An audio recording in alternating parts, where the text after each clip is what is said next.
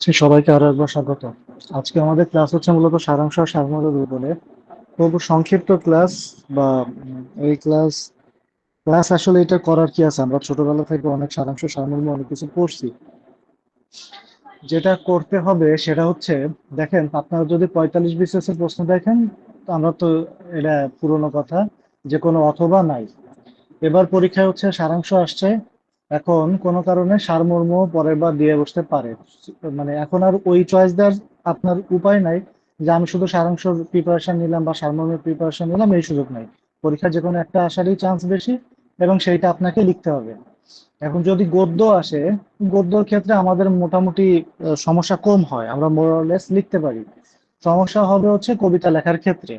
তো গদ্যের ক্ষেত্রে আমরা একটা দুই একটা সময়ের উপর ডিপেন্ড করে প্র্যাকটিস করব, আপনাদের করতে দিব, আপনারা লিখবেন, আমি দেখবো। আর পরীক্ষার খাতায় কিভাবে এটাকে লিখতে হবে, সেটা মানে কিভাবে উপস্থাপন করবেন সেই জিনিসটা বলবো। সারাংশ সারমর্ম লেখার নিয়ম বলবো। তবে যে জিনিসটা একটু ব্যতিক্রমী আমাদের আজকের এই ক্লাসে, সেটা হচ্ছে সারমর্ম করাটা। এখন সারমর্ম করাটা আসলে ডিপেন্ড করে কিসের উপরে? সারমর্ম জিনিসটা কি, আপনাকে একটা কবিতার চরণ বা পদ্যের কয়েকটা চরণ দেওয়া থাকবে, সেগুলো আপনি পড়বেন।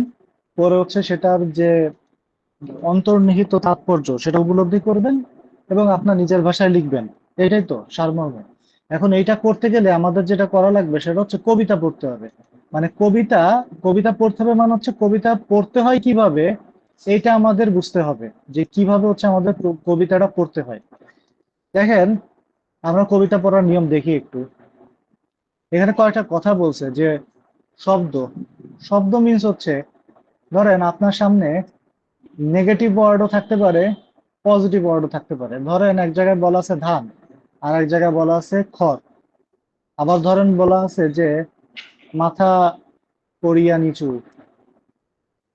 মাথা করিয়া নিচু। আর একটা বলা আছে যে উচ্চ শির, চিত্ত যেথা ভয় শূন্য, উচ্চ যেথা শির বোধহয়। তার মানে উচ্চ শির। তো বোঝাই যাচ্ছে যে মাথা করিয়া নিচু, এখানে এটা নেগেটিভ সেন্সে মিনিং করতেছে। উচ্চ শির বলতে উঁচু সেন্স মিনিং করতেছে। এই যে একটা শব্দ, সেই শব্দটা দিয়ে হচ্ছে এটা কি পজিটিভ সেন্স দেয় না নেগেটিভ সেন্স দেয়, এইটা হচ্ছে বুঝতে হবে। এইটা হচ্ছে শব্দের বিষয়। আবার আর কি থাকতে পারে, ধরেন তিমির আচ্ছন্ন বা ঘোর অমানিসা, এইটা দ্বারা বোঝা যায় যে নেগেটিভ জিনিসপাতি বোঝাচ্ছে। আবার ধরেন বলা থাকলো পূর্ণিমা, সেক্ষেত্রে পজিটিভ। তার মানে যে শব্দগুলো বলা আছে, শব্দগুলো কি পজিটিভ সেন্স দিচ্ছে নাকি নেগেটিভ সেন্স দিচ্ছে, এটা একটা জিনিস। সেকেন্ড জিনিস হচ্ছে আমার কোথায় থামতে হবে। কোথায় থামতে হবে বলতে, ধরেন আমরা যে ধরনের কবিতা পড়ে অভ্যস্ত, যে ওইখানে তোর দাদির কবর, ডালিম গাছের তলে, 30 বছর ভিজায় রেখেছি দুই নয়নের জলে। আমরা জানি কি যে কবিতা হবে এরকম, এই লাস্টের ছন্দ এই ছন্দে মিলবে, এই লাইন একটা এসে এখানে শেষ হবে, কথাবার্তা শেষ হবে। এরকম তো সবসময় হচ্ছে আধুনিক কবিতা থাকে না। আধুনিক কবিতা কি এরকম থাকে? আধুনিক কবিতার মধ্যে কি দেখা যায়, যে এই মাথা থেকে শুরু হয়েছে এখানে এসে যে শেষ হয়েছে, এরকম কি সবসময় থাকে? থাকে না। কিরকম থাকতে হবে, থাকতে পারে, সেটা আমরা একটু দেখি। ধরেন এই একটা কবিতা, এখানে কি বলছে, এটা মেঘনাদ বধ কাব্যের হচ্ছে প্রথম স্বর্গ। সম্মুখ সমরে পড়ি বীর চূর্ণ চূড়ামণি বীরবাহু, চলি যবে গেলা যমপুরে অকালে, কহ হে দেবী অমৃত ভাসিনী, কোন বীরবরে বরি সেনাপতি পদে, পাঠাইলা রণে পুণ্য রক্ষ কুলনিধি রাঘবাড়ি। বিশাল বড় লাইন, একদম এই পর্যন্ত এসে শেষ হয়েছে, অনেক বড় লাইন। হ্যাঁ, এখন এর মাঝখানে কোথাও কোনো সেমিকোলনও নাই, দাড়িও নাই, কিছুই নাই। তাহলে এখানে যদি কোনো মানে পার্থক্য থাকে আমাদের বোঝার, সেরকম কোনো উপায় নাই। দুই লাইনে ছোটের মধ্যে আমরা একটা দেখি, এই যে এইটা একটু দেখি। হ্যাঁ, এইটা হচ্ছে আপনার এ যাবৎকালে যতগুলা সারাংশ সারমর্ম আসছে, মানে তার মধ্যে সব থেকে কঠিন যেটা, সেটা আমার কাছে এইটা। এটা 37 BCS এর প্রশ্ন। মানে যত সারাংশ সারমর্ম যাই আসছে অনেকবারই কঠিন আসছে, তার মধ্যে সব থেকে যেটা কঠিন সেটা আমার কাছে এটা মনে হয়েছে, যেটা আমি প্রত্যেকবার পড়ার পর আমি বুঝি না, আবার আমার দেখতে হয়। দেখেন এইখানে বলছে, এটা তো অবশ্যই একটা কবিতা বোঝা যাচ্ছে, বরং নিজেই তুমি লেখো না তো একটি কবিতা, বলিলাম ম্লান হেসে। এখন এইখানে একটা সেমিকোলন দেখা যাইতেছে, মানে বোঝা যাচ্ছে যে এইখানে এসে আমাকে থামতে হবে। বরং তুমি নিজেই লেখো না একটি কবিতা, বলিলাম মেলান হেসে। আচ্ছা, এরপর আবার কি বলছে? ছায়াপিণ্ড দিল না উত্তর, আবার একটা সেমিকোলন আছে, বুঝলাম যে থামতে হবে। বুঝিলাম সে তো কবি নয়, সে যে আরূঢ় ভণিতা, পাণ্ডুলিপি ভাষ্যটিকা কালিয়ার কলমের পর বসে আছে সিংহাসনে, কবি নয় অজর অক্ষর অধ্যাপক। কারণ এই আবার একটা অংশ, এইটা আর একটা অংশ আর কি, মানে যদি একটা লাইন বলেন লাইন, যা বলেন তাই। এখন আমরা নর্মালি কবিতার চরণ বলতে কি বুঝি, যে দুই চরণ বলো, তার মানে বোঝায় যে আমি হচ্ছে এখানে যে অংশ আমার মিলছে সেরকম, বা এই একটা অংশ, এই একটা অংশ, এই একটা অংশ, এরকম। এখন আধুনিক কবিতায় কি হয়েছে, আমি একটা লাইন কথা বলতে বলতে বলতে বলতে এইখানে এসে থামলাম, আবার এইখানে বলতে বলতে বলতে বলতে এইখানে একটা শব্দের আগে এসে থামলাম। এইভাবেও হচ্ছে কবিতা কবি লিখতে পারে, তাতে তার কোনো সমস্যা নাই, বা কারো কোনো সমস্যা নাই, এটা হচ্ছে স্বীকৃত। এইখানে যেরকম এইখান থেকে এসে শুরু করে এইখানে এসে থামছে, আবার এইখান থেকে শুরু করে এত দূর আসার পরে এখানে এসে থামছে, এখানে কি এই অংশের অংশের সাথে সাইজের কোনো মিল নাই, তার মানে কোন অংশে এসে আমাকে থামতে হবে, এইটা হচ্ছে পড়ার ক্ষেত্রে ইম্পর্টেন্ট। ধরেন আমরা পড়তেছি পড়তেছি পড়তেছি, বুঝতেছি না যে কি বলতেছে না বলতেছে। এটা এমন হইতে পারে যে সেমিকলন দেখে বুঝতে পারি, দাড়ি দেখে বুঝতে পারি, অথবা আপনি দুই তিনবার যদি পড়েন, নিয়ম হচ্ছে যখন আপনার কাছে কবিতার ইয়াটা আসবে, মানে প্রশ্নটা আসবে, সেটা মিনিমাম তিনবার পড়তে হবে ভালোভাবে। অন্ততপক্ষে তিনবার খুব সুন্দর করে পড়বেন, বোঝার চেষ্টা করবেন যে আমি এখানে আসলে কি বোঝাতে যাচ্ছে, থিমটা কি, কোথায় আমার থামতে হবে, কোন অংশটা কি। এখানে যেরকম এইখানে বোঝা যাচ্ছে যে এটা একটা অংশ, এইটা আর একটা অংশ, এই অংশটা পৃথক করে ফেলাটা খুব বেশি ইম্পর্টেন্ট কবিতার ক্ষেত্রে। তাহলে কতটুক পড়তে হবে বলতে এটা বোঝানো হয়েছে। আর একটা জিনিস হচ্ছে ধরেন উপমা। উপমা কি? দেখেন জীবনানন্দ এরকমও বলছিল যে সে হচ্ছে সবচেয়ে বড় কবি যার কবিতায় হচ্ছে উপমার ব্যবহার সবচেয়ে বেশি। আপনার কবিতায় যদি উপমা না থাকে, ওই কবিতা কোনো কবিতা না। যে বাবুই পাখিরে ডাকি বলিছে চড়াই, কুড়ে ঘরে থেকে করো শিল্পের ডরাই, এইখানে বাবুই আর চড়াই পাখিরে নিয়ে কবিতা, মানে কবি হচ্ছে কবিতা লিখছে, ভালো কথা, দুইটা পাখির কথা বলছে।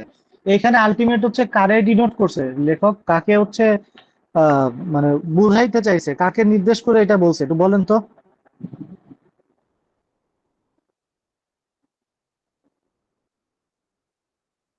এখানে বাবুই পাখি কি শুধুই বাবুই পাখি, আর চড়াই কি শুধুই, মানে চড়ুই কি শুধু চড়াই, নাকি চড়ুই পাখি, এটা কি ঘটনা?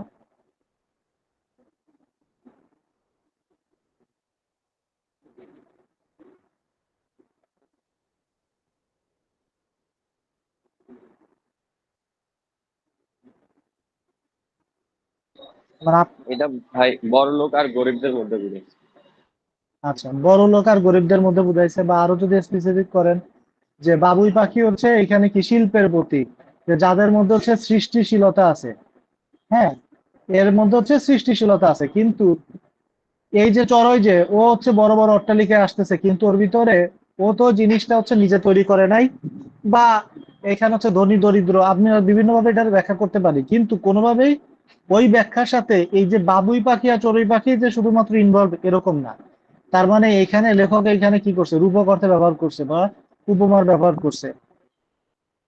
আচ্ছা, এখন আমরা যখন হচ্ছে কবিতা এই ধরনের জিনিসের যখন সারমর্ম লিখতে যাব, আমরা যদি সরাসরি এরকম বাবুই আর চড়ুই দিয়ে শেষ করে দিই, সৃষ্টিশীলতা শিল্পের কথা না নিয়ে আসি, ধনী গরিবের কথা না নিয়ে আসি, তাহলে কি জিনিসটা হবে? হবে না। এই জন্য অনেকে দেখবেন যে সারমর্ম লেখে, যা বুঝছে সেটা লিখে দিয়ে আসে, লেখার পরে পাবে শূন্য। এরকম অনেকের ক্ষেত্রেই হবে, যে কবি যে সেন্সে লিখছেন, আপনি উল্টা সেন্স বুঝে উল্টাটা লিখে দিয়ে আসছেন, একেবারে জাস্ট হচ্ছে মানে জিরো পায়ে যাবেন যদি থিম ঠিক না থাকে। সুতরাং থিম বোঝাটা খুব বেশি ইম্পর্টেন্ট। তাহলে আমরা আধুনিক কবিতার ক্ষেত্রে কি দেখলাম, যে কোন শব্দ কিভাবে ইউজ করছে, এটা পজিটিভ মিনিং না নেগেটিভ মিনিং, এটা একটা ঘটনা। আমার পড়ার সময় কোন জায়গাটা এসে থামতে হবে, সেটা আমার বুঝে বুঝে পড়তে হবে। এটা হচ্ছে আমরা প্রশ্ন পাওয়ার পরে মোটামুটি দুই তিনবার ভালোভাবে এটা পড়ে নিব, দুই তিনবার অন্তত পক্ষে পড়বো। অন্তত পক্ষে এই জায়গায় 5 মিনিট ওই জিনিসটার পিছনে আপনার পরে সময় ব্যয় করতে হবে, ওই প্রশ্নটার পিছনে কি ধরনের উপমা দিছে, ওই উপমা দিয়ে আসলে আলটিমেটলি কাদের কি বুঝাইতে চাইছে লেখক, সেটা বুঝতে হবে। আর একটা ব্যাপার হচ্ছে কবি কোন পক্ষ নিছেন। ধরেন ওইখানে বাবুই পাখি আছে আর চড়ুই পাখি আছে, আমরা বুঝতেই পারতেছি না পড়ে, যে ছোটবেলা থেকে বলছে এরা হচ্ছে বাবুই পাখির হচ্ছে বেশি ফোকাস করছে, বা এইটা এই কবিতার হচ্ছে পজিটিভ দিক, চড়ুই পাখি এখানে হচ্ছে নেগেটিভ দিক। এখন আমি পড়ে বুঝলাম না, যে আমার কাছে মনে হইলো কি যে হ্যাঁ ঠিক আছে, ও হচ্ছে অট্টালিকার উপরে মহাসুখে থাকে, মহাসুখে থাকাটা জীবনের একমাত্র উদ্দেশ্য। আমরা সারা জীবন পরিশ্রম করব হচ্ছে এরকম ভালো জায়গায় থাকার জন্য। ধরেন আপনি উল্টা মিনিং একটা লিখে দিয়ে আসলেন, সেক্ষেত্রে এখানে তো বুঝতেই পারতেছেন জিরো ছাড়া কোনো গতি নেই। তাহলে কবি ওই কবিতার মাঝখানে কোন পক্ষ নিছে, এই বাবুর পক্ষ না চড়ুই পক্ষ, বা এটা তো মানে একটা উদাহরণ দিয়ে বোঝাচ্ছি কোন পক্ষে সে আসলে কথাটা বলতেছে, সেইটা আমাকে আইডেন্টিফাই করে সেই দিকে ঝুল দিয়ে লিখতে হবে। যে আমিও আচ্ছা আমি এই পাশের পাল্লা ভারী, লেখক এই পাশে আছে, ওই পাশের পাল্লা দিয়ে লিখতে হবে। একটা সমস্যা আপনারা ফেস করবেন, আগের দিন রিটার্নের ক্লাসে একবার এটা বলতেছিল যে মাঝে মাঝে আহ বোঝা যায় না, পক্ষ বোঝা যায় না, যে আমি আসলে লেখক কোন পক্ষ গেছে, বা আমরা কনফিউজ থাকি যে আসলে কোন পক্ষে আমাদের লেখা উচিত। যদি একান্তই এরকম না বুঝতে পারেন, তাহলে হচ্ছে মধ্যপন্থা অবলম্বন করবেন। দুই পক্ষের হচ্ছে কথাবার্তা বইলা, মানে যদি আপনি কনফিডেন্ট না থাকেন যে আমি এই পক্ষই হচ্ছে কবি বলছে, আমি শিওর না, আমি বুঝতে পারতেছি না, সেই ক্ষেত্রে আপনার লেখার মাঝখানেও ওই জিনিসটা প্রকাশ করবেন না যে আমি এই এক সাইড নিছি। এটা বোঝা যাবে না, এটা অনেকটা আর্গুমেন্ট রাইটিং এর মতো। না বুঝে হচ্ছে আপনি যে একটা মধ্যপন্থা অবলম্বন করে একটা ইন জেনারেল কথা লিখে দিয়ে আসবেন। ধরেন এটার ক্ষেত্রেই যে হ্যাঁ বাবুই পাখি হচ্ছে এরকম, তার ভিতরে শিল্প সত্তা মানুষের জীবনে দেখা যায়। অপরদিকে হচ্ছে কিছু মানুষ থাকে যারা হচ্ছে মানে কি বলে বিলাসবহুল জীবন যাপন করে। এখন আমি কাউরে খারাপ বলি নাই, কাউরে ভালো বলি নাই, যদি না বুঝেন তাহলে এরকম মধ্যপন্থা অবলম্বন করে এড়াই দিয়ে আসতে হবে। আর কিন্তু মেইন ব্যাপার হচ্ছে যে কোন পক্ষ নিচ্ছে ওই পক্ষটা হচ্ছে আমাদের বুঝতে হবে। এটা মানে সারাংশ হোক সারমর্ম হোক, দুইটার ক্ষেত্রেই ইম্পর্টেন্ট। এই হচ্ছে মোটামুটি আমাদের কবিতা পড়ার নিয়ম, যে আমরা হচ্ছে কিভাবে কবিতাটা দেখবার। বাকিটা হচ্ছে কিছু কবিতা আপনাদের মানে কবিতা মানে কি কাব্যচরণ দেখতে হবে যেগুলো পরীক্ষায় আসছে। এখন এর মধ্যে কোনগুলা দেখবেন প্রিভিয়াস ইয়ারের প্রশ্ন যখন দেখবেন, কিছু জিনিস দেখবেন যেগুলো এই যে 18 বছর বয়স, এই বাবুই পাখির এইটা কিছু জিনিস আছে সহজ, ওগুলা দেখলে আপনি বুঝবেন। ওইগুলা জাস্ট হচ্ছে টিক টিক দিয়ে চলে যাবেন। যে জিনিসটা কঠিন আপনি একটু কম বুঝতেছেন বা একাধিকবার দেখা লাগবে, ওইটাকে একটা মার্ক দিয়ে যাবেন যে হ্যাঁ, আমি এই 20টা জিনিস দেখলাম, এর মধ্যে হচ্ছে এই 5টা জিনিস আমার কাছে কঠিন লাগছে, এই 5টা দেখি, বাকি 15টা আসলে আমি পারবো। এইভাবে হচ্ছে ইয়ে করে যাবেন। আমরা পরবর্তীতে যাব কিভাবে লিখতে হবে। আমাকে একটু বলেন যে আমি এই অংশের যে কথাগুলো বুঝাইতে চাইছি, এইখানে মানে আপনারা বুঝতে পারছেন কিনা, বা আমার উদ্দেশ্য এখানে পরিষ্কার কিনা।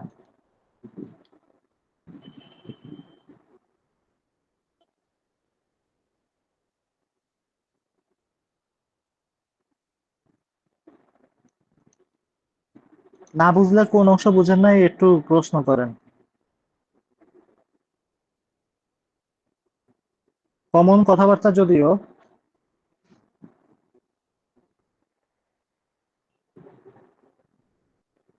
আচ্ছা বুঝেন নাই মনে হয়, কি কোন অংশে একটু সমস্যা, একটু কষ্ট করে বলবেন কেউ, কি কোন জায়গায় যেমন সমস্যা হচ্ছে।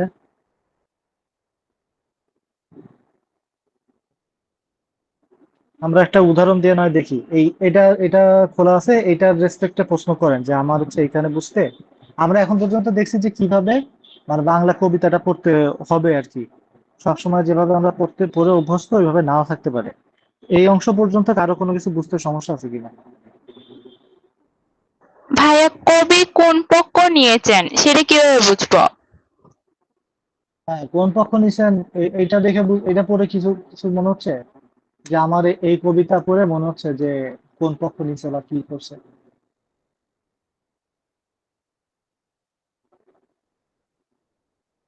দেখেন এইটাই তো হচ্ছে আপনার পরীক্ষা, যে আমি জিনিসটা পড়ে আপনারা সারমর্ম লিখতে দিচ্ছেন মিন্স কি আপনি জিনিসটার মূল অর্থটা অনুধাবন করতে পারছেন কিনা। এটাই তো হচ্ছে আসল পরীক্ষা, যে কে এই জিনিসটার অর্থটা মানে ভাবার্থটা হচ্ছে অনুধাবন করতে পারছে। খুব কঠিন প্রশ্ন যখন হবে তখন এরকমই হবে যে ভাবার্থ যেন অনুধাবন করতে না পারে। পক্ষটা খুঁজতে হবে, এইটা হচ্ছে মাথায় রাখেন। কিভাবে বুঝবো সেটা আমরা প্র্যাকটিস করতে করতে বুঝবো আস্তে আস্তে, সমস্যা নেই। পক্ষ নিচে কোনটা এটা আমাদের চিন্তা করতে হবে। আমরা যেভাবে হচ্ছে লাস্টের জায়গায় ছন্দ মিল করে পাই, এটা সবসময় থাকবে না, এটা একটা জিনিস মাথায় রাখতে হবে। শব্দগুলোর দিকে খেয়াল রাখতে হবে। বা একটা জিনিস পড়ার সময় দেখবেন কয়েকটা ওয়ার্ড হচ্ছে ইম্পর্টেন্ট থাকে, যেরকম আমরা হচ্ছে একটু পরে এটা সলভ করব, হ্যাঁ, এটা সলভ করব, তার আগে আর একটা জিনিস আমরা একটু দেখে আসি, সেটা হচ্ছে সারাংশ বা সারমর্ম লেখার নিয়ম। আপনারা তো অলরেডি হচ্ছে সারাংশ সারমর্ম বিভিন্ন সময় পরীক্ষা দিচ্ছেন বা মানে প্রিপারেশন নিচ্ছেন আর কি, বা আপনাদের মাথায় আছে? আমার একজন একটু বলেন তো, কয়েকটা জিনিসের উত্তর দেন। এটা হচ্ছে পরীক্ষায় 3 দাগের প্রশ্ন থাকে, 20 মার্কের প্রশ্ন মোটামুটি। আহ আপনারা আমারে বলেন যে কত সময় এর পিছনে দিবেন আর কয় লাইনে লিখবেন, এটা দু একজন একটু বলেন তো। ভাইয়া সারমর্ম তো সব সময় হইতেছে 5 থেকে 6 লাইনের মধ্যে, মানে ছোটবেলা যেটা লিখতাম আর কি, তো 6 থেকে 7, বড় জোর হচ্ছে 6 থেকে 7 লাইন যাইতো। ছয় পাঁচ থেকে সাত থেকে লাইন নাকি সাত 6-7টা বাক্য? মানে বাক্য মিন্স হচ্ছে ছয় এই সাতটা বাক্য, 6-7টা আচ্ছা বাক্য। তিন আচ্ছা লাইনে লিখবো ভাইয়া, 3 লাইনে। আচ্ছা আচ্ছা, আমরা হচ্ছে 3টা বাক্যে লিখবো, হ্যাঁ? 3টা বাক্যে লিখবো, সর্বোচ্চ 3টা বাক্যে লিখবো, এর বেশি লিখবো না, 4 বাক্য করবো না। ঠিক আছে, 4 বাক্য করা যাবে না, 3 বাক্যে লিখবেন। এর পিছনে কতটুকু সময় দিবেন? 15 মিনিটস।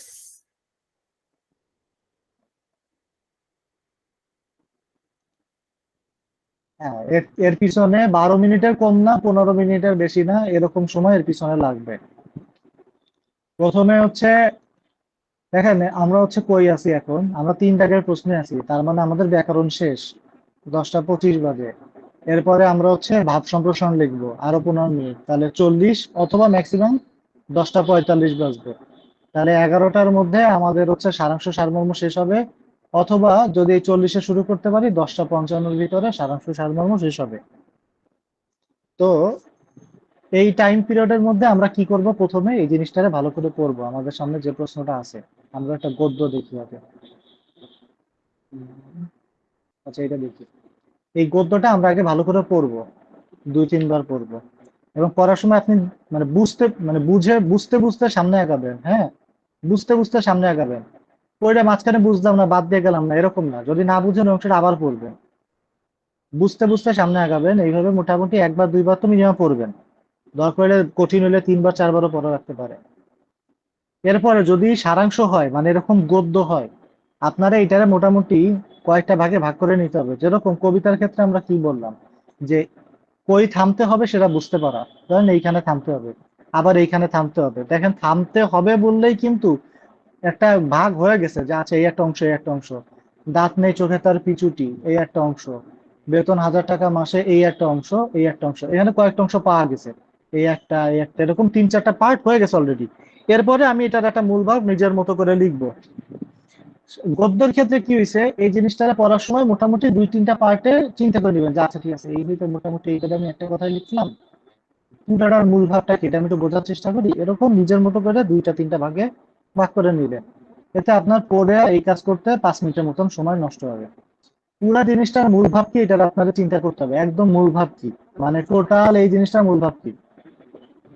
মূল ভাবটারে আপনাকে একটা বাক্যে চিন্তা করতে হবে, জাস্ট একটা বাক্য।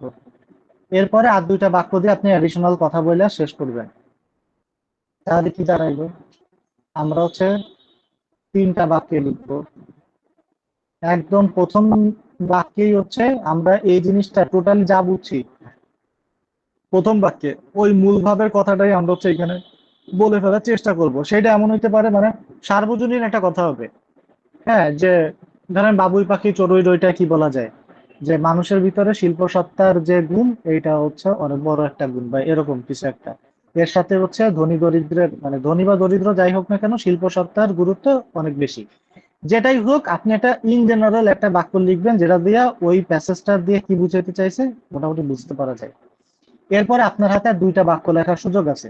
সেই 2টা বাক্যর মধ্যে আপনি অ্যাডিশনাল কথা লিখলেন, যেটা আপনার লিখতে মন চাইতেছে, যে আমার এই জিনিসের মধ্যে আমি সম্পূর্ণ করতে, বা আমার আর যার বাকি কথা আছে আমি 2টা বাক্যের মধ্যে লিখবো। এই 3টা বাক্যের বেশি লেখা যাবে না। আর কিছু জিনিস করা যাবে না, কি কি করা যাবে না, ধরেন আপনি উপমা দিতেছেন, হ্যাঁ? উপমা মানে হচ্ছে কি, ধরেন আপনি এরকম বললেন যে আহ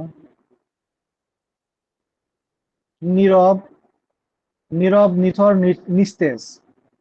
হ্যাঁ, নীরব নীরব নিথর নিস্তেজ দেহ। এই যে একটার আগে 3টা বিশেষণ বসাইছেন, এরকম 3টা বিশেষণ বসানো যাবে না।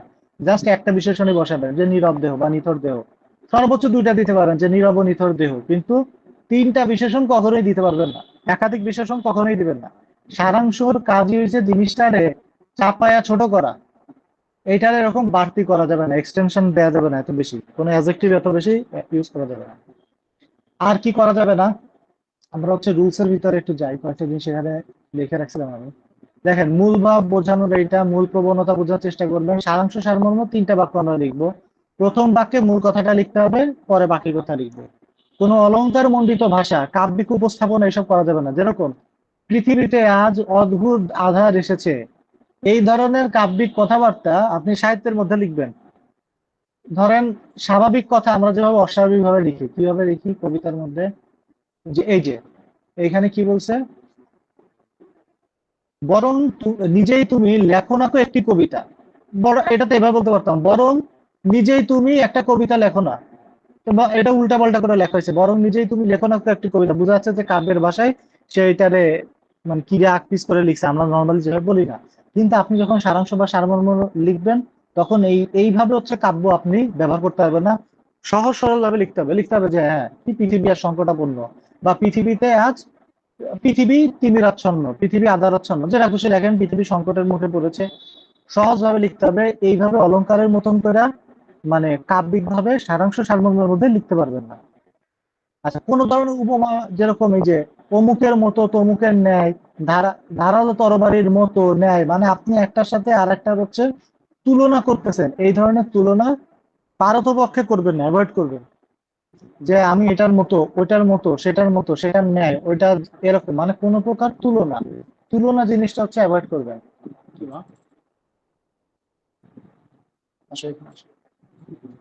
এটা অ্যাভয়েড করবেন। এরপর কি বলছে, একটি সারমর্মে একই শব্দের প্রয়োগ, মানে কোন শব্দের প্রয়োগ দুইবার না করা ভালো আর কি। ধরেন আপনি এক জায়গায় হচ্ছে বললেন যে তার নিথর দেহখানি, আর একবার আবার এক জায়গায় নিথর শব্দটা নিয়ে আসছেন। এই যে একই শব্দ দুইবার লিখতেছেন, মাত্র তিনটা বাক্য, তিন বাক্যের মধ্যে একটা শব্দ তো দুইবার লেখার দরকার নেই। এক জায়গায় নিথর লিখলে এক জায়গায় নিস্তেজ লেখেন, তার মানে একটা শব্দ একাধিকবার লিখতে যাবেন না, একটা শব্দ একবারই লিখবেন। মানে একটা শব্দ একবার লিখবেন মানে কি, যে শব্দটা ইম্পর্টেন্ট। এখন ধরেন আপনার যদি কোনো মানুষ শব্দটা আসে, যে আপনি একটা লেখার মাঝখানে মানুষ এই ওয়ার্ডটা ইউজ করতে হইতেছে, সেটা তো আপনার বাক্য লেখার জন্য দরকার হতেছে। অন্য অন্য হিসাব, আশা করি বুঝছেন কি বুঝাইতে চাইছি। এবার হচ্ছে বিশেষণ হচ্ছে একাধিকবার ব্যবহার করা যাবে না। যেরকম অত্যাচারিত, নিপীড়িত, শোষিত, একবার লেখেন যে অত্যাচারিত মানুষের পাশে দাঁড়াইতে হবে বা শোষিত মানুষের পাশে দাঁড়াইতে হবে। একাধিক বিশেষণ ইউজ করবেন না। যদি কোনো বানান নিয়ে সন্দেহ হয়, তাহলে ভুল বানান লেখা যাবে না। যেরকম আমি কেবলই লেখার সময় আমার মাথায় আসতেছিল যে নীরব বানান কি এরকম নাকি এরকম। হ্যাঁ, এই এরকম যদি কেস হয়, সেই ক্ষেত্রে কি করব, ওইটা আমরা কোনোটাই লিখবো না, অন্য একটা শব্দ দিয়ে, যেটা আমি জানি শিওর, সেটা দিয়ে রিপ্লেস করে দিব। বুঝতে পারছেন? যে আমার যদি কোনো, আমার যদি কোনো শব্দ নিয়ে সমস্যা থাকে, সেই ক্ষেত্রে সেই মানে শব্দটা আমরা অ্যাভয়েড করে ওইটা রিপ্লেসে অন্য কোনো একটা সমার্থক শব্দ দিয়ে ব্যবহার করে দিব। এই অংশ নিয়ে কোনো কিছু নিয়ে আপনাদের প্রশ্ন আছে কিনা আমাকে বলেন, বুঝতে পারছেন কিনা।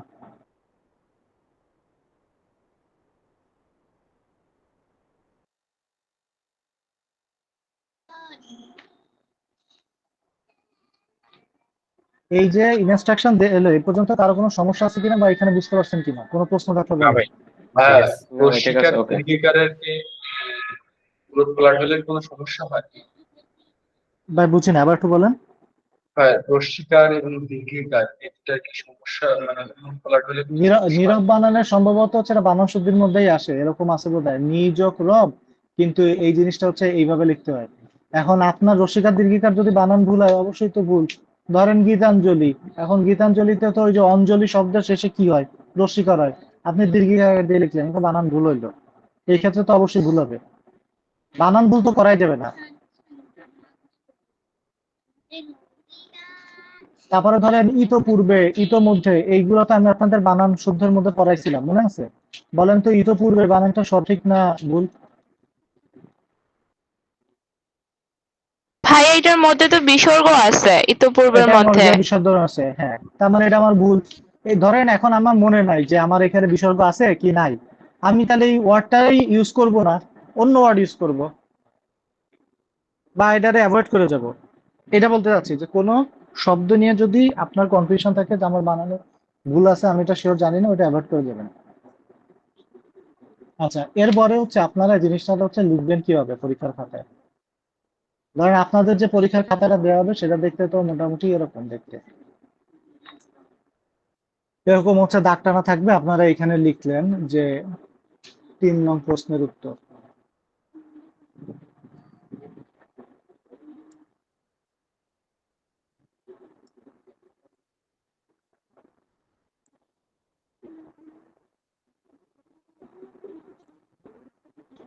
তিন নং প্রশ্নের উত্তর। এরপরে লিখবেন হচ্ছে, ধরেন লিখলাম যে সারমর্ম। হ্যাঁ, এখন আপনারা অনেক একটা কাজ করেন, আমি দুইটা জিনিস লিখি একটু।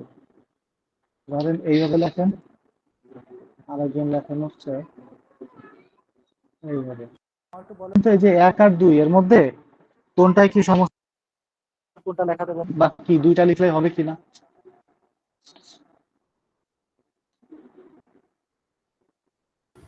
প্রথমটা লেখা যাবে না। আচ্ছা, এখন একজন একটু বলেন তো যে প্রথমটা লেখা যাবে না কেন? এটা তো স্বরবর্ণ হয়ে গেল না, মানে সরি, বর্ণ হয়ে গেল না আমাদের।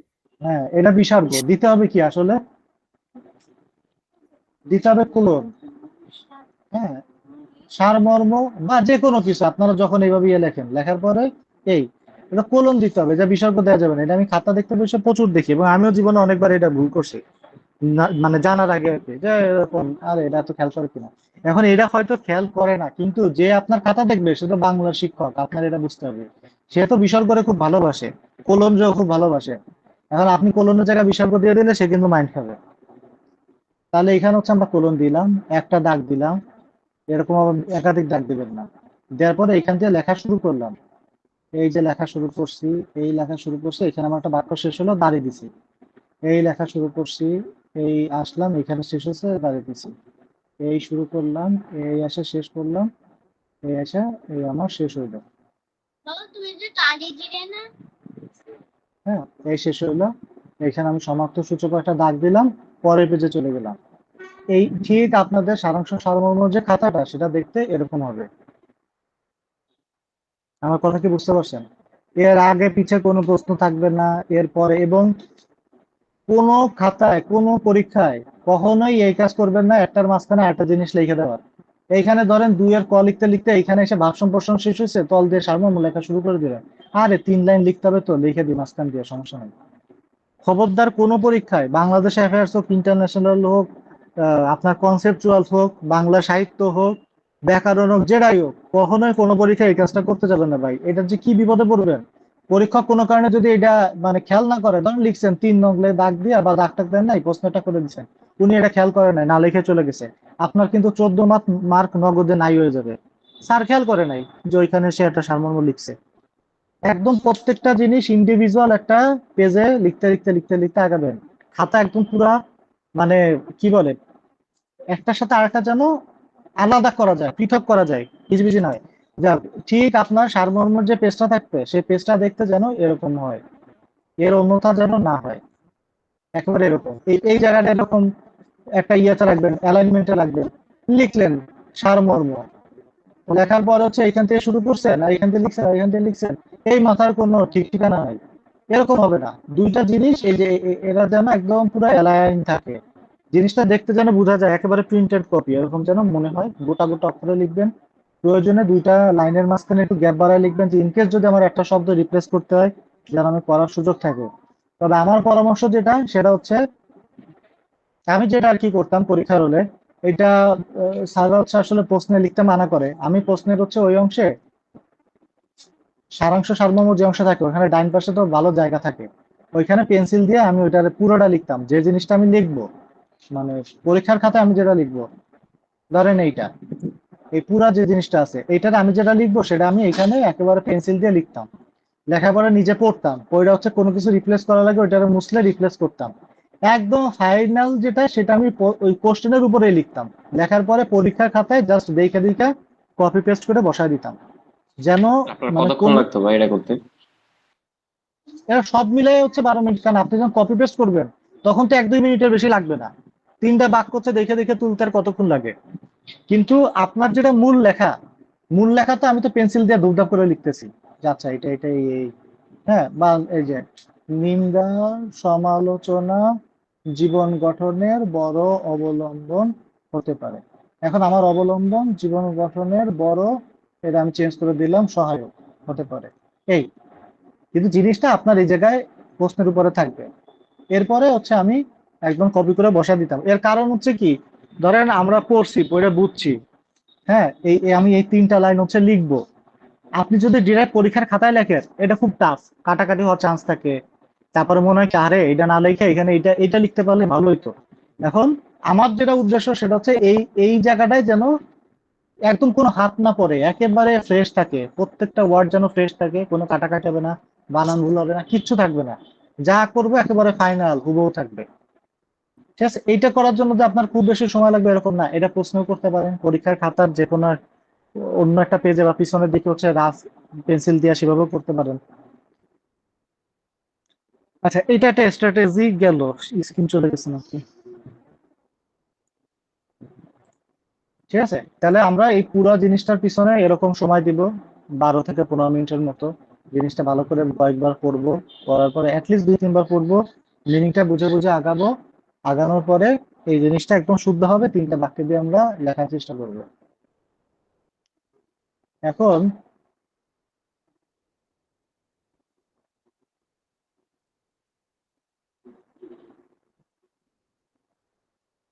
এই যে এইটারে আপনারা একটু ইয়ে করেন, সারমর্ম লেখেন, এটা আমি একটু দেখি। মোটামুটি 5-6 মিনিট আপনাদের সময়, ধরুন 10টা 2 বাজে তো।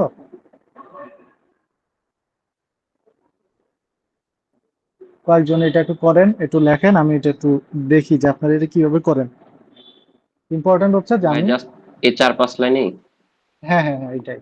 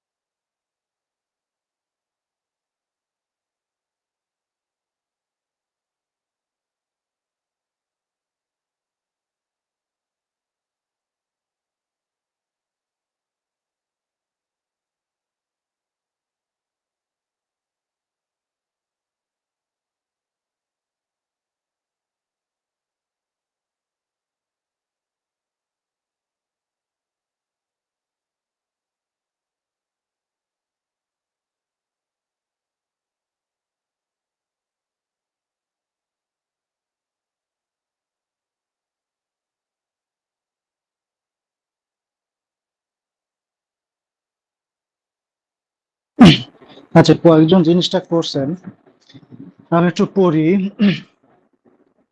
নোমান ভাই লিখছেন যে মানুষের জীবনে সাফল্যের পিছনে নিন্দুকের বড় অবদান রয়েছে। নিজের বন্ধু ছেড়ে গেলেও নিন্দুক পিছু না ছেড়ে ভুল ত্রুটি ধরিয়ে দেয়। এ থেকে শিক্ষা নিলে মানুষের সামনের পথ সহজতর হয়। যা লিখছেন ঠিক আছে, ভুল ত্রুটি নাই মোটামুটি। মানে এটা তো 15 মার্কের না, 9-10 পাওয়ার মতো। এখন এখানে আপনি একটা বাক্য নিয়ে আসতে পারতেন, সেটা হচ্ছে যে নিন্দুক সবসময় নিন্দা করলেও প্রকৃতপক্ষে সে আমাদের কি করে, উপকারী করে। ওই লাইনটা নিয়ে আসতে পারতেন। আচ্ছা, দীপিকা আপু কি লিখছেন, জীবনের সাফল্যের পেছনে নিন্দুকের অনেক তাৎপর্য রয়েছে। বন্ধু ছেড়ে গেলেও, গেলেও ও হচ্ছে একসাথে হবে। হ্যাঁ, বন্ধু ছেড়ে গেলেও নিন্দুক পিছে পিছে থাকে, থাকলে না থাকে, নিন্দুক পিছে পিছে থাকে আমাদের ভুল ত্রুটি ধরিয়ে দেয়, বা নিন্দুক পিছে থেকে আমাদের ভুল ত্রুটি ধরিয়ে দেয়। নিন্দুকের এই অবদান আমাদের সাফল্যের শিখর আহরণ করতে অনেক সহজ করে তোলে। ছোট করতে হবে লাইন, ধরেন এটা, এই লাইনটাকে ছোট করি। নিন্দুকের এই অবদান আমাদের সাফল্যের শিখর আহরণ করতে অনেক সহজ করে তোলে, সহজতর করে। বা নিন্দুকের নিন্দা চর্চা আমাদের সাফল্য, নিন্দুকের এই নিন্দা আমাদের সাফল্য অর্জন করতে সহজ করে। আচ্ছা, এই রেবেকা সুলতান আপুর এটা আমার বেশ পছন্দ হয়েছে, আত্মশুদ্ধিতে সমালোচনাকারী বড় ভূমিকা পালন করে। এটাই আসলে এইখানে হচ্ছে মানে মূল কথা। তাহলে এই লাইনটা আমরা প্রথমে লিখে দিতে পারি যে আত্মশুদ্ধিতে সমালোচনাকারী বড় ভূমিকা পালন করে। এরপরে কি হয়েছে, আপনার হাতে দুইটা লাইন আছে। তাই জীবনের সমালোচককে ইতিবাচক ভাবে নেয় শ্রেয়। ওকে, সমালোচককে বা সমালোচনাকে ইতিবাচক ভাবে নেয় শ্রেয়। এর মাঝখানে আপনি আরেকটা লাইন দিতে পারেন, সেটা হচ্ছে দিলে যেটা হবে যে আহ নিন্দুক নিন্দুক তার নিন্দার মাধ্যমে আসলে আমাদেরই উপকার করেন। এরকম একটা জিনিস নিয়ে আসতে পারেন। তিনটা লাইনও হইলো, আবার হচ্ছে জিনিসটা মানে একটা পারফেকশন আসলো। আপনি যে দুইটা লাইন লিখছেন এর মাঝখানে আরেকটা লাইন ওইভাবে নিয়ে আসতে পারেন, যে সে মূলত নিন্দা করলো আসলে আমাদের জন্য সেটা ভালো হয়। এইভাবে একটা লাইন নিয়ে আসলে এটা একেবারে পারফেক্ট হয়ে যাবে, 11 পাওয়ার মতো। আচ্ছা, এরপরে হাসিফ ভাই যেটা করছেন, উনি তিনটা লাইন লিখছেন, আমি বেশ কয়েকবার এটা করছি। এইটারে দেখেন, এটা আপনি প্রথমে আপনার মাথায় এটা আসছে লিখছেন, এবার এইটারে কনসাইজ করতে হবে। নিন্দুক শ্রেণীর মানুষকে, মানে নিন্দুককে ধনাত্মক দৃষ্টিভঙ্গিতে দেখা যেতে পারে, এতে বরং ব্যক্তিসত্তার লাভ আছে। এইটারে এইভাবে বলা যায় যে নিন্দুককে ধনাত্মক দৃষ্টিভঙ্গিতে দেখলে বরং ব্যক্তিসত্তারই লাভ আছে। হ্যাঁ, আপনি যে বাক্যটা লিখছেন, ওকে, এইটারে লেখার পরে চিন্তা করবেন কি এটারে কেমনে আমি আরো ছোট করতে পারি। সারমর্মের বড় আসল কথা হচ্ছে কি, এটারে আমি ছোট করতে হবে, অনেক ছোট করতে হবে। পুরা এখানে ধরেন আমার অনেকগুলো লাইন ওয়ার্ড আছে, এটারে আমি ছোট করে ফেলবো, 12 ওয়ার্ডে না লিখে 8 ওয়ার্ডে লিখবো, এরকম। সেই শ্রেণীর মানুষগুলা অন্যদের নিয়ে সমালোচনায় ব্যস্ত থাকলেও, মানে সেই শ্রেণীর মানুষগুলা মানে কি, নিন্দুকরা অন্যদের নিয়েও, মানে নিন্দুকরা অন্যদের সমালোচনায় ব্যস্ত থাকলেও প্রকৃত অর্থে তার উপকার করছে, কেননা সেই ব্যক্তিটি আত্মশুদ্ধির সুযোগ পাচ্ছে। তাহলে এটা আমরা এভাবে বলি যে মানে নিন্দুকেরা অন্যদের সমালোচনায় ব্যস্ত থাকলেও প্রকৃতপক্ষে তার আত্মশুদ্ধির সুযোগ সৃষ্টি করছে। হ্যাঁ, এইভাবে হচ্ছে আমরা ছোট করব। পছন্দের লোক বা বন্ধুসুলভ ব্যক্তি আমাদের ভুল ত্রুটি ধরিয়ে দিতে কুণ্ঠাবোধ করে সম্পর্ক নষ্ট হওয়ার ভয়ে। তাহলে এটার এভাবে বলেন যে সম্পর্ক নষ্ট হওয়ার ভয়ে বন্ধুসুলভ ব্যক্তি ভুল ধরিয়ে দিতে কুণ্ঠাবোধ করে। ভুল ত্রুটি একই জিনিস, শুধু ভুল। তাহলে সম্পর্ক নষ্ট হওয়ার ভয়ে বন্ধুসুলভ ব্যক্তি ভুল ধরিয়ে দিতে কুণ্ঠাবোধ করে। কিন্তু একজন নিন্দুকের কল্যাণে কিন্তু নিন্দুকের কল্যাণে আত্মশুদ্ধির সুযোগ থাকে। শেষ। এইভাবে হচ্ছে যেটা লিখছেন, এটা আপনার প্রথমে এটা আসবে, এটাই লিখবেন, লেখার পরে কি করবেন, এটা ছোট করবেন। যে এই পুরো কথাটা এইভাবে না লেখা আমি একটু ছোট করি, দুঃখ করে না। আচ্ছা, হাসিবুর রহমান লিখছেন, নিন্দুকের সমালোচনা আমাদের সঠিক পথে চলতে সহায়তা করে। বিপদে বন্ধু ত্যাগ করলেও নিন্দুক সাথেই থেকে যায়।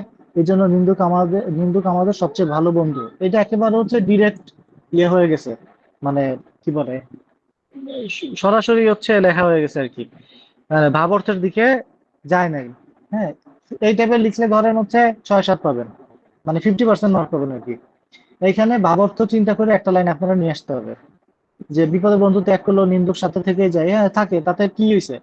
তাতে তো আমাদের আত্মশুদ্ধি অর্জনের জন্য একটা লাভ হয়েছে। ওইভাবে যে নিন্দুক আসলে সমালোচনা করে, কিন্তু সেটা আমাদের মানে আমাদের জন্য সেটা ভালো, এরকম একটা কিছু আনতে হবে। আচ্ছা, সৈয়দ আব্দুল হচ্ছে নিন্দুকের গঠনমূলক সমালোচনার মাধ্যমেই আমরা আমাদের ভুল ত্রুটি ও সীমাবদ্ধতার ব্যাপারে জানতে পারি। বন্ধু বান্ধব আত্মীয় স্বজন সর্বাবস্থা আমাদের পাশে নাও থাকতে পারে, কিন্তু নিন্দুক সবসময় আমাদের কর্মকাণ্ডের ব্যাপারে লক্ষ্য রেখে নিন্দা করে আলোতে আমাদের কল্যাণই করেন। ওকে, নিন্দুকের গঠনমূলক সমালোচনার মাধ্যমে আমরা আমাদের ভুল ত্রুটি। আচ্ছা, নিন্দুকের গঠনমূলক সমালোচনার মাধ্যমে আমরা আমাদের আমরা আমরা আমাদের সীমাবদ্ধতার ব্যাপারে জানতে পারি বা সীমাবদ্ধতার ব্যাপারে অবগত হই। আচ্ছা, এরপরে এই যে দুইটা লাইন লিখছেন, এই দুটারে হচ্ছে মানে চাপায় ছোট করতে হবে, এবং আরেকটা বাক্যে প্রথমে লিখতে হবে ওই যে আত্মশুদ্ধিতে সমালোচনাকারীর ভূমিকা সবচেয়ে বড়, এরকম একটা জিনিস প্রথমে দিতে হবে, সংক্ষিপ্ত কিন্তু পূর্ণ, এইভাবে। আচ্ছা, মোটামুটি আমরা একটা করলাম, আমি আপনাদের কয়েকটা কমেন্ট করলাম, এখানে হচ্ছে বইতে যেটা ছিল সেভাবে লেখা, এরকম করতে হবে এরকম কোনো কিছুই না, যে যেভাবে করছেন ওকে। আচ্ছা, এখন আমার একটু বলেন, এই পর্যন্ত যা কথাবার্তা হইলো, এখানে আপনাদের কোনো কিছু বলার আছে কিনা? বলার না থাকলে আমি এটা একটু করব, পরে আপনাদের একটু বোঝাই দেওয়ার চেষ্টা করব, আপনারা এটা নিজেরা লিখবেন। লেখা হচ্ছে ওই কোন গ্রুপে আপনাদের দেওয়ার কথা সেখানে একটু দিবেন, যেখানে আলোচনার আছে আমি দেখে দিব আর কি। একেবারে একটা সিঙ্গেল পেজ নেবেন, মানে কি লিখছেন সেটার থেকেও বেশি ইম্পর্টেন্ট হচ্ছে এই জিনিসটা যেন এরকম থাকে, মানে জিনিসটা দেখতে যেন এরকম হয়, ঠিক এরকম দেখতে হবে, এইভাবে হচ্ছে ওইটা লিখবেন, যেটা হচ্ছে এখন দেখাই দিব। এই যে এইটা সেম একটা সিঙ্গেল পেজে থাকবে, উপর দিক দিয়ে ছবি দিবেন যেন আমি বুঝি যে হ্যাঁ সে হচ্ছে বুঝতে পারছে, এইভাবে লিখছে। আচ্ছা, এই পর্যন্ত কারো কোনো মানে প্রশ্ন বা কোনো কিছু বলার আছে কিনা?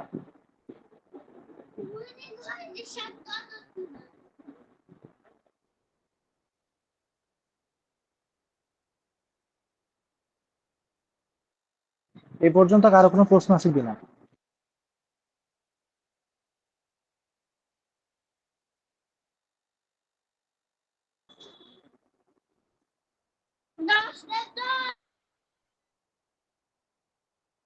না ভাই।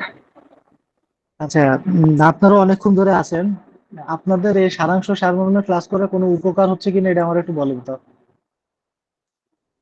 ম্যাক্সিমাম ভাই, মানুষ হচ্ছে। হচ্ছে বাংলার ক্লাস হচ্ছে আমরা মানে হ্যাঁ ভাই হচ্ছে। কর- করি না, বা হচ্ছে অ্যাভয়েড করে যায়, সারাংশ সারমর্ম ভাব সম্প্রসারণ এসব দেখার সময় নেই। ও পরীক্ষা হলে দিবা নেবে। ভাই আমি তো আপনার একটা ক্লাসও মিস করতে চাই না। আচ্ছা, আমরা এবার হচ্ছে এইটা একটু পড়ি, হ্যাঁ। এই 37 বিসিএস এটা দেখি, কঠিন একটা আমরা দেখি, এইটা যে যা পারেন লেখা দিবেন ওইভাবে, যেটা বললাম আমরা এটা পড়ি, হ্যাঁ। এখানে বলছে কি দেখেন, বরং নিজেই তুমি লেখো না কো একটি কবিতা, বলিলাম ম্লান হেসে। আমি ম্লান হেসে বলছি যে তুমি একটা কবিতা লেখো। ছায়াপিণ্ড দিল না উত্তর। তো বোঝা যাচ্ছে যে এখানে এইটা আমি আমি হচ্ছে কোন একটা কথা বলছি যে তুমি যে থেকে একটা কবিতা লেখো, ছায়াপিণ্ড দিল না উত্তর, তার মানে কোন একটা ছায়াপিণ্ড হয়তো আছে বা কিছু একটা আছে, মানে অন্য কেউ একটা আমার সামনে আছে। বুঝিলাম সে তো কবি নয়, সে যে আরুর ভণিতা, পাণ্ডুলিপি ভাস্বটিকা কালি আর কলমের পর বসে আছে সিংহাসনে। আচ্ছা, বুঝিলাম সে তো কবি নয়, সে যে আরুর ভণিতা, পাণ্ডুলিপি ভাস্বটিকা কালি আর কলমের পরে বসে আছে সিংহাসনে। আচ্ছা, কবি নয়, অজর অক্ষর অধ্যাপক। আচ্ছা, এইখানে কি বলছে যে বুঝিলাম সে হচ্ছে কবি নয়।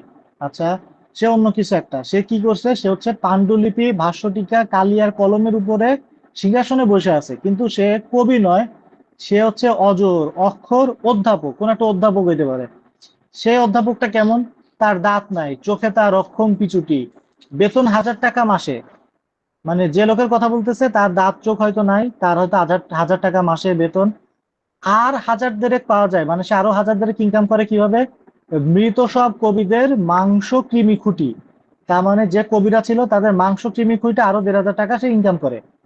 যদিও সে যদিও সেসব কবি মানে যেসব কবিদের যে মৃত, যদিও সেসব কবি ক্ষুধা প্রেম আগুনের শেক চেয়েছিল, হাঙরের ঢেউয়ে খেয়েছিল লুটোপুটি। তার মানে সেসব কবিরা কি চাইছিল, তারা ক্ষুধা প্রেম আগুন এইসব মানে কি বলে ডিফিকাল্টিস যেখানে আছে সেইগুলোই চাইছে, তারা বরণ করে নিছে। এবং হাঙরের ঢেউয়ে খেয়েছিল লুটোপুটি মানে কি, সমুদ্রের ভিতরে তারা মানে ভেসে বেড়াইতে চাইছে। এটা পরে কে, এই যে এই অংশটা পরে কেউ কি কোনো কিছু বুঝতে পারছে না? আমাকে বলেন তো যে কি বুঝাইতে চাইছে এখানে।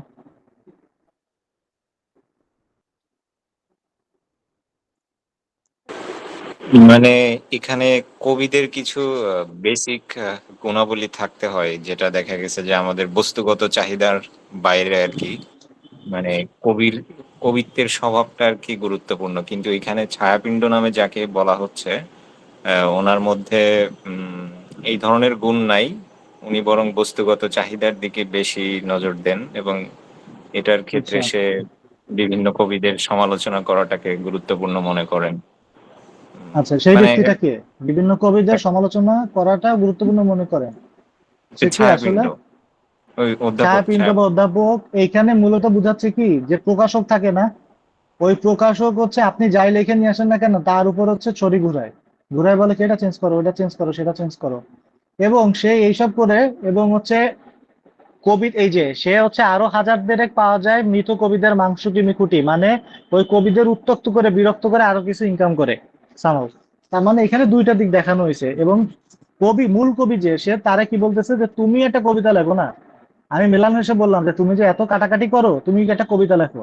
এবং সে অধ্যাপকের অবস্থান কই, কবির যে পাণ্ডুলিপি ভাষ্য টিকা কালি কলম, মানে তার যে লেখা, মূলত কবির যে লেখা, সেই লেখার উপরে সে সিংহাসনের উপরে বসে আছে। মানে লেখার থেকে ওই যে প্রকাশক বা অধ্যাপক তার অবস্থানটার উপরে, মানে যে সমালোচনাকারী, যে সমালোচক বা যে প্রকাশক যেটাই হোক, সেই লোকের অবস্থান হচ্ছে কবির লেখার উপরে। সে বসে বসে কি করতেছে, এটা বলেছে ওটা বলেছে, সমালোচনা করতেছে।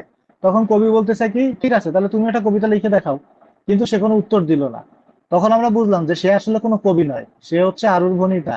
সে হচ্ছে অজর অক্ষর অধ্যাপক, তার দাঁত নেই, সে অক্ষম পিছুটি, তার বেতন এরকম, সে কবিদের মাংস কিমে খুঁটে হচ্ছে জীবন ধারণ করে। কিন্তু কবিরা কি চাইছিল, সেই কবিরা চাইছিল তাদের যে মানে কি বলে এটারে, বন্ধুর যে রাস্তা, সেই রাস্তায় মানে প্রেম আগুনের শেখ, এইরকম যে ক্ষুধা প্রেম আগুনের শেখ যে কষ্টময়, সেইখানের ভিতরে বা হাঙনের যে ঢেউ, হাঙরের ঢেউ মানে কি, সমুদ্রের ভিতরে হাঙর থাকে মানে জিনিসটা, সমুদ্র বিশাল বিশালত্ব, এর ভিতরে আমি ভাইসা পারবো, কিন্তু এর ভিতরে অনেক বাধা বিপত্তি থাকতে পারে। কিন্তু কবিরা সেটা বরণ করে ওর ভিতরে ভাসতে চাইছিলেন, এইটা কবিরা চাইছিলেন। এইটা হচ্ছে এইখানের মোটামুটি মূল কথা। আমি আপনাদের বোঝানোর চেষ্টা করলাম। আপনারা এইটারে একদম পরীক্ষার খাতায় যেভাবে হচ্ছে লিখতেন, সেইভাবে যারা আছেন এইটারে লেখা আপনাদের যে গ্রুপ আছে সেইখানে একটু আপলোড করে দিন, আমি দেখে দিব। এই যে জিনিসটা দেখতে, আমি বারবার বলতেছি, দেখতে যেন ঠিক এরকম হয়। আজকের ক্লাস আমাদের মোটামুটি এই পর্যন্তই। আর হচ্ছে আর কি পড়বেন সেটা হচ্ছে প্রিভিয়াস ইয়ারের যে প্রশ্নগুলো আছে সেইগুলা থেকে প্র্যাকটিস করবেন, এবং করার সময় দেখবেন যে এটা আমি পারি, এটা আমি পারি না, এইভাবে হচ্ছে আগাবেন। এটাই হচ্ছে আপনাদের প্রিপারেশন নেওয়ার প্রক্রিয়া। আর নিজেরা হচ্ছে অন্তত পক্ষে 5টা 5টা 10টা নিজেরা লেখা দেখবেন যে আমি লিখতেছি কিরকম, বা 2-4টা লিখলেন। আর বাকিগুলো হচ্ছে চোখ বুলাবেন যে আচ্ছা এটা মূল কথা কি। বই, গাইড বই পড়েন, যা খুশি পড়েন, সেখানে যে এরকম লেখাটা আছে কই গেল, এই যে এই টাইপের, এইখানে চোখ বুলাবেন যে আচ্ছা এখানে এইটা এটা বলছে, ওকে ঠিক আছে বুঝতে পারছি। এইভাবে দেখে যাবেন, দেখার পরে যেটা সহজ মনে হবে সেটা টিক দিবেন, যেটা কঠিন মনে হবে নিজের মতন একটা চিহ্ন দিয়ে রাখবেন। এইভাবে প্রিভিয়াস ইয়ারের প্রশ্নগুলো অ্যাটলিস্ট দেখবেন। আচ্ছা, এখন কারো ভাই কোনো শুধু প্রশ্ন কি আছে কিনা? শুধু কি প্রিভিয়াস ইয়ারের কোশ্চেন দেখবো, নাকি মানে অন্য কোনো রিসোর্স থেকে দেখতে হবে? অন্য রিসোর্স আর দেখার দরকার নাই, মানে এইটা প্রিভিয়াস কি ইয়ারে শুধু দেখলেই। ধারণা নিতে হবে, নাকি আবার দেখা হ্যাঁ গেছে হ্যাঁ অনেক হ্যাঁ সময় হ্যাঁ কঠিন হ্যাঁ। কঠিন দিয়ে না দিলে না, এই যে বুঝলাম না। আপনি যে কমন ফেলাইতে পারবেন এতে কোনো মানে ইয়েই নাই, কি বলে, এই আপনারা আশা করা কিভাবে যাবে না। করছিলেন ভাই? ওই প্রিভিয়াস ইয়ারই। হ্যাঁ, এই যে শুধু প্রিভিয়াস ইয়ার? যা যা আপনারা বললাম, হ্যাঁ এই জিনিসগুলো আমরা দেখলাম, দেখার পরে এইভাবে র্যান্ডমলি ধরেন একটা গদ্য, এই যে বড় প্যাসেজ দেখলাম একটা, ছোট প্যাসেজ দেখলাম একটা, এটা নিজের মতো করার চেষ্টা করলাম। এরপরে এখানে দুইটা জিনিস ইম্পর্টেন্ট, এক হচ্ছে আমার এটা করতে কত সময় লাগে, কত সংক্ষেপে আমি করতে পারি, হ্যাঁ, আর এই বানান টানান ভুল যায় কিনা লেখার পরে। এই কয়েকটা জিনিস হচ্ছে আপনার মানে মূল আর কি। আপনি জিনিসটারে 3টা বাক্যে লিখবেন এবং খুব সংক্ষেপে লিখবেন। আমি যে কয়টা আপনাদের পড়লাম, যারা আপনারা লিখছেন, পড়ার পরে কি করছি ওই জিনিসটারই হচ্ছে আবার ছোট করছি না, যে ভাই এটার এইভাবে না বলে এরকম ছোট এইটুকু বলতে পারেন, এইটাই আপনারা করতে হবে। বুঝছেন, বুঝবেন, সমস্যা হবে না। মানে 2-3 বার পড়লে কি থিম বলতে চাইছে এটা বুঝতে পারবেন। কিন্তু কেউ হচ্ছে অল্প কথার মধ্যে ফুটায় তুলবেন, সে একটু বেশি মার্ক পাবে। আর যার একটু কথাবার্তা বড় হবে, ঘুরে পেঁচা হবে, সে একটু কম পাবে। তবে যাই পান না কেন, 15-র মধ্যে ঠিকঠাক থিম যদি বুঝেন, 7-8 কেউ কম পাবেন না, এটা শিওর। এবং ম্যাক্সিমামই 7-8ই পাবে। তবে যার একটু ভালো হবে সে 11 পর্যন্ত বা হয়তো 12 পর্যন্ত পাবে।